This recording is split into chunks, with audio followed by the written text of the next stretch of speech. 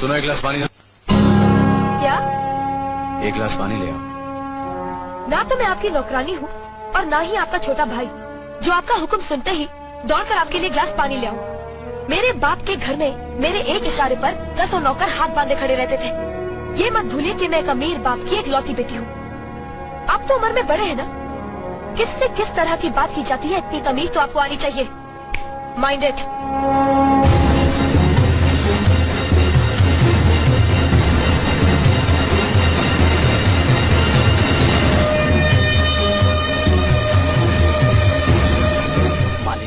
छोटी बहू की बात का बुरा मत मानना, नादान है, बच्ची है। गलती हमारी है मुनीम जी। हमने ऐसी लड़की को काम करने को कहा जिससे काम करने की आदत ही नहीं है। बड़े भैया पानी। नकुल, वो ट्रैक्टर रिपेयर करवा लिया ना? जी करवा दिया।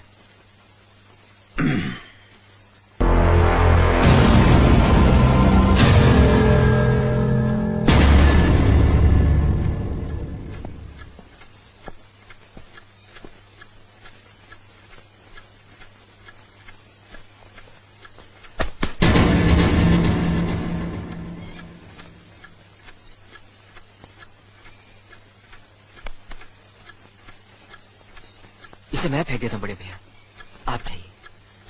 मुनीम जी, जो राम प्रसाद की बेटी की शादी के लिए जेवर देने के लिए कहा था, भिजवा दिया? जी हाँ मालिक। शहर में रहकर यही बदतमीजी और ओछी हरकतें सीखी आपने? अपने से बड़ों का लिहाज करना नहीं आता आपको? किससे कह रहे हो तुम? आपसे कह रहा हूँ। औरत पैदा हुई है तो औरत की तरह रहना सीखे। मीना, नकुल, तुम अंदर जाओ।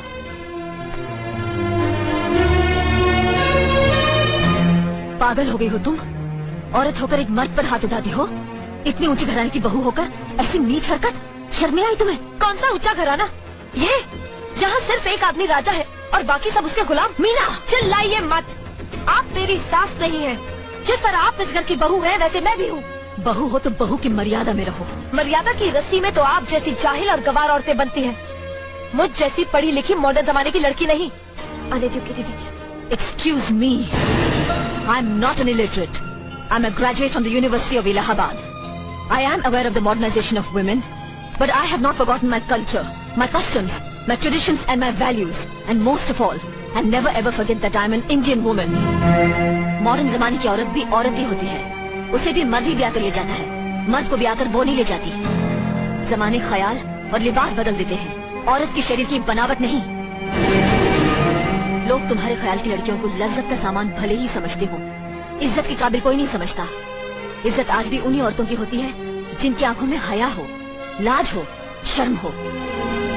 हम नहीं कहते कि तुम बंदिशों में रहो, लेकिन अपने दायरे की सीमा को मत भूलो।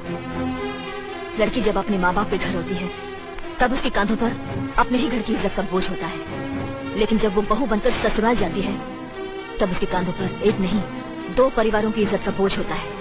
आज जिस तरह तुमने नकुल को तमाचा मारा, अगर उसी तरह उसका भी हाथ उठ जाता तो तुम्हारी क्या इज्जत रह जाती? कभी सोचा तुमने? क्या बात है?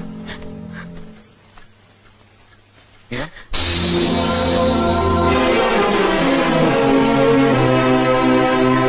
क्या हुआ भाभी? हाँ, कुछ नहीं। मीना कह रही थी कि उसे खाना बनाना नहीं आता।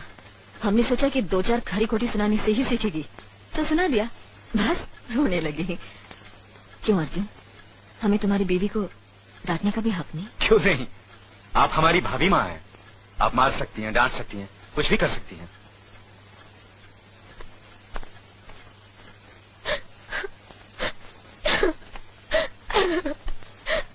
मैंने भूल की जो मैं लोगों के बीच आ गई।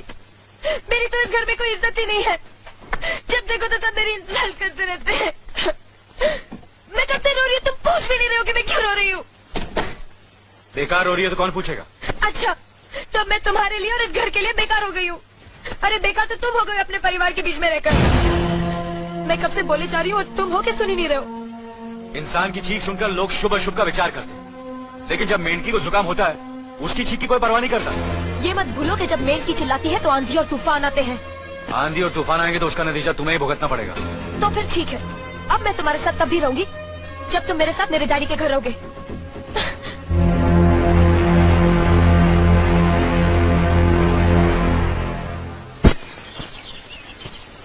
हमारी मीना बहुत प्यारी बच्ची है, लेकिन उसमें अभी भी बचपना है।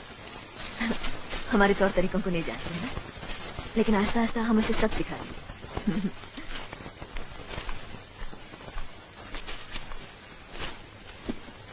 बड़े भैया, ये अपने घर जाना चाहती है। जाना भी चाहिए। 4-5 महीने हो गए, मायके की याद भी आती होगी इसे। और अर्जुन, तुम्हारे ससुर जी तुम्हें कई बार बुला चुके हैं, तुम भी कुछ दिनों के लिए हो आओ, तुम्हारा मन भी बहल जाएगा। अगर ये वापस लौटने के लिए जा रही होती तो मैं जरूर जाता, मगर ये तो हमेशा के लिए इस घर से जा रही है। कैसी बातें कर रहे हो? अगर तुम दोनों के ख्यालात एक दूसरे से नहीं मिलते तो इस मामले को घर की 4 दीवारी में बैठकर आपस में सुलझा लेना चाहिए। बहू शहर की पढ़ी लिखी लड़की है, उसे गांव के रीति रिवाज के बारे में क्या मालूम? ये तो तुम्हारा फर्ज बनता अर्जुन कि तुम उसे हमारे तौर तरीके सिखाओ। सिखाने से कोई फायदा नहीं बड़े भैया, ये खुद को इस माहौल में डालना ही नहीं चाहती, इसलिए भेज रहा हूं। अच्छा, तो तुमने फैसला भी कर डाला? बड़े भैया, बात यह है कि मैंने मीना को, तुम बहुत समझदार भी हो गए हो ना, तो फिर तुम्हें इतना तो समझ लेना चाहिए, अगर बहू अपने आप को बदल नहीं पा रही है तो तुम बहू के मुताबिक बदल जाओ। आखिर वो तुम्हारी पत्नी है, उसका साथ देना तुम्हारा धर्म है। तुम्हारे भरोसे ही तो उसने अपनी सारी जिंदगी सौंप दी तुम्हें। अर्जुन, मेरे दर पर तुम तड़प उठोगे, तुम्हें तकलीफ होगी तो मैं रो दूंगा, क्योंकि हम दोनों एक ही मां की संतान है, खून का रिश्ता है हमारा। मगर पत्नी का नाता उससे कहीं ज्यादा गहरा होता है, क्योंकि वो पराये घर से आकर अपनों से कहीं ज्यादा अपनी हो जाती है, परछाई बन जाती है हमारी। पति शरीर है तो पत्नी उसकी आत्मा है। पत्नी ही पति के जीवन को सही अर्थ देती है, उसे कामयाब बनाती है। पत्नी के बगैर पति बेजान और बेमानी हो जाते हैं। अगर आज तुम अपनी पत्नी को हमेशा के लिए उसके मायके छोड़ाओगे तो यह गांव, यह समाज क्या कहेगा हमारे बारे में? जरा सोचो अर्जुन, न्याय के सिंहासन पर बैठकर जो लोगों के अच्छे बुरे का फैसला करता है, अगर उसी के घर में नाइंसाफी होगी तो लोग हंसेंगे हम पर, किसी को मुंह दिखाने के काबिल नहीं रहेंगे हम। बड़े भैया, मुझसे भूल हो गई, मुझे माफ कर दीजिए। मुनीम जी। जी मालिक। जायदाद के दस्तावेज लाइए। जी अभी लाया। बहू, पति ही पत्नी की असली शक्ति होती है।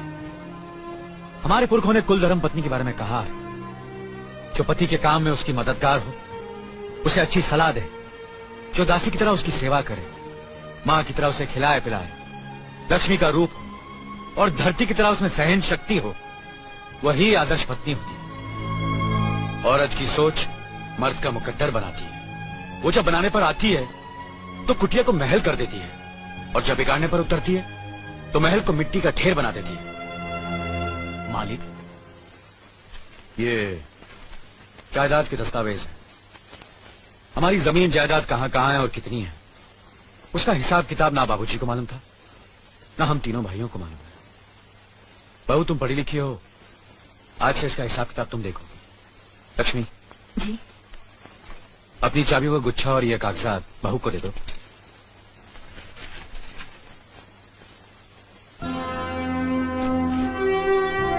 आज से तुम इस घर की मालकिन हो।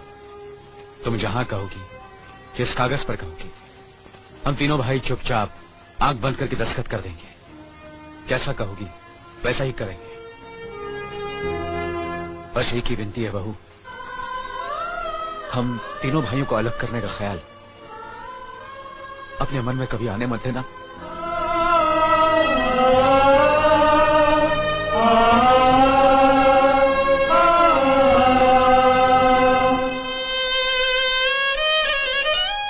बहुत अच्छा किया तुमने बहू, बहुत अच्छा किया। इनकी आंखों में आंसू देखने की हमने सपने में भी उम्मीद नहीं की थी, लेकिन तुमने हमें दिखा दिया। बहुत अच्छा किया तुमने, बहुत अच्छा किया।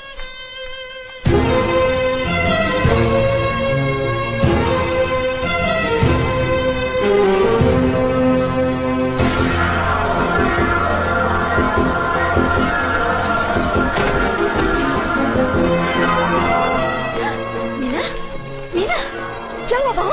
मीना, मनी जी जल्दी से डॉक्टर को बुलाइए।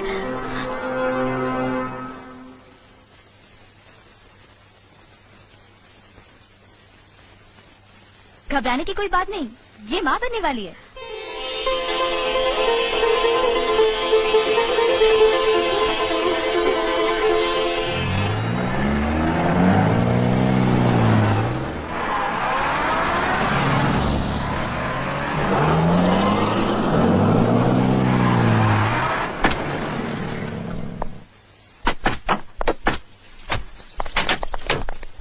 आप लोग यहीं ठहरिए, मैं ठाकुर साहब से मिलकर आता हूँ। डैडी, डैडी, कैसी हो बेटी? What a pleasant surprise. आने की खबर भी नहीं की।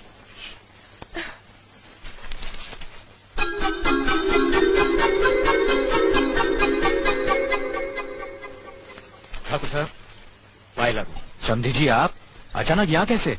तशरीफ रखिए, बैठिए ना। आपके बराबर बैठने की मैंने कभी गुस्ताखी नहीं की, तो आज कैसे करूंगा? बहुत दिनों बाद हम लोग मिल रहे हैं। कहिए, आपका कारोबार कैसे चल रहा है? आपकी कृपा और आशीर्वाद से ठीक ही चल रहा है।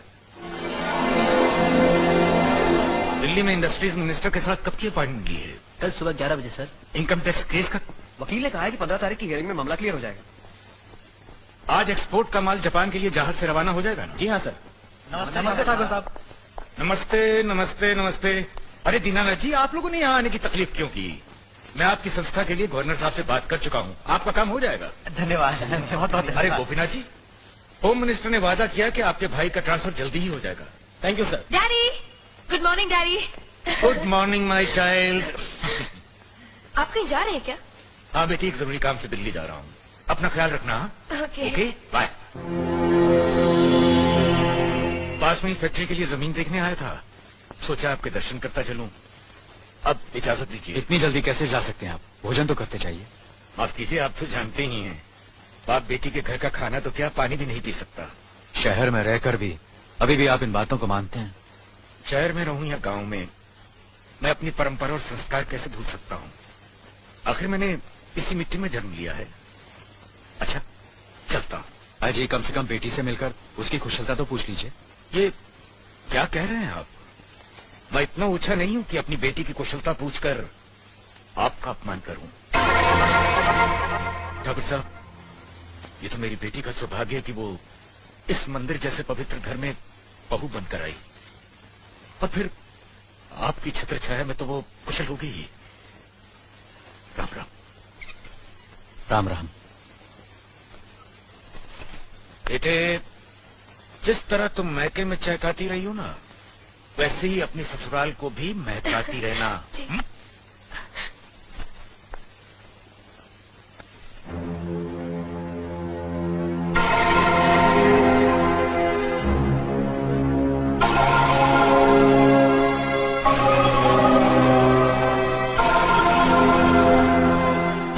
आप तो उम्र में बड़े हैं ना, किससे किस तरह की बात की जाती है, इतनी तमीज तो आपको आनी चाहिए। Minded, minded, minded, minded, minded. अरे? मुझे माफ कर दीजिए। क्या हुआ? मुझे माफ कर ये दीजिए। क्या कर रही हो? अपने पापों का प्रायश्चित कर रही हूँ। मैंने आप जैसे देवता का अपमान किया है, आपका दिल दुखा है। मुझे माफ कर दीजिए बड़े भैया, मुझे माफ कर दीजिए, मुझे माफ कर दीजिए। लक्ष्मी, मुझे माफ कर दीजिए बड़े भैया, बड़े भैया मुझे माफ कर दीजिए। मुझ पर तरस का फिर मुझे माफ कर दीजिए बड़े चलो, भैया। तुम्हें ऐसे नहीं बैठना चाहिए, मुझे माफ इससे बच्चे पर असर पड़ेगा बेटे। मैं आपकी भी दोषी हूँ दीदी। आपने जेठानी की जगह माँ बनकर मेरी गलतियों को बर्दाश्त किया, और मैं अभागन आपकी बेटी न बन सकी। मुझे माफ कर दीजिए दीदी, मुझे माफ कर दीजिए। अब चुप भी हो जाओ।